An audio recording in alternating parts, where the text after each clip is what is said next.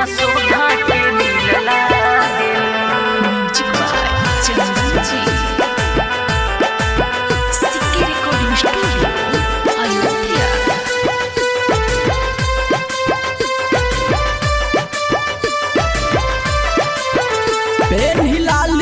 साड़ी तू तो लागेलू कटारी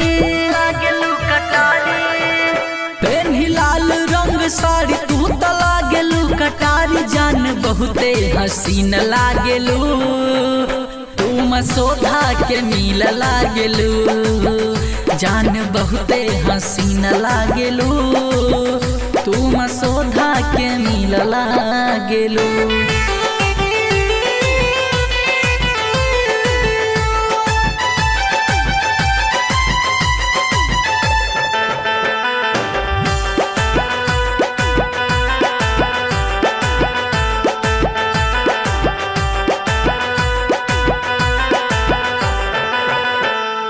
बीकापुर के कान वाली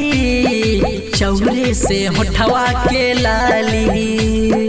रूपवा बाटे तो हर सुंदर फिदा बापूरा कलंदर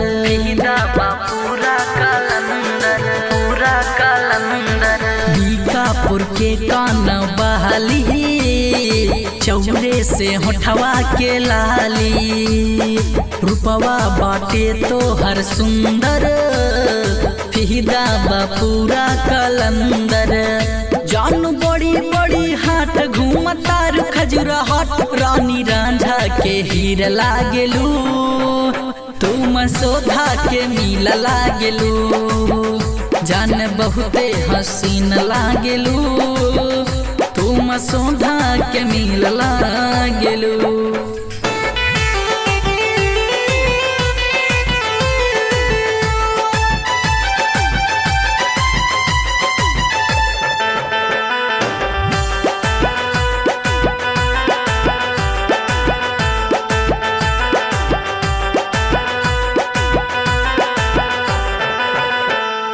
कोछा के कमर कर धनिया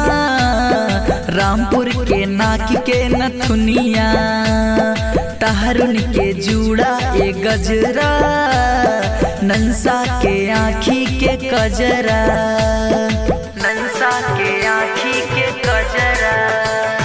कोछा के कमर कर धनिया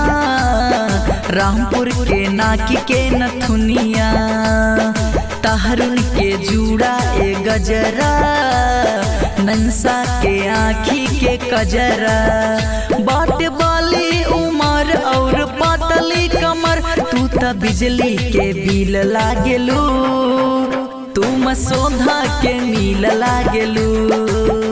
जान बहुते हसीन लागेलू तू मसोधा के मिल लागेलू।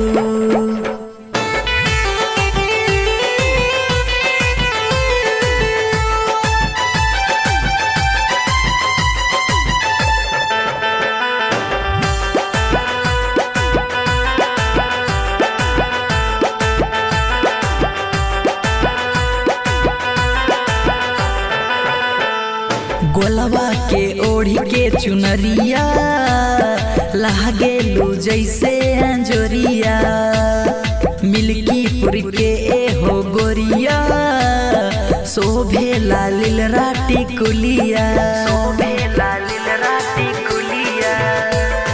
हाँ गोलवा के ओढ़ी के चुनरिया लागेलू जैसे अंजोरिया मिल्कीपुर के हो गोरिया शोभे लालिल राटी कुलिया देख तोहर हाई हील सबके दिल जाता खिल सत्य चंदन के फील लागेलू तू मसोधा के मिल लागेलू जान बहुते हसीन लागेलू तू मसोधा के मिल लागेलू।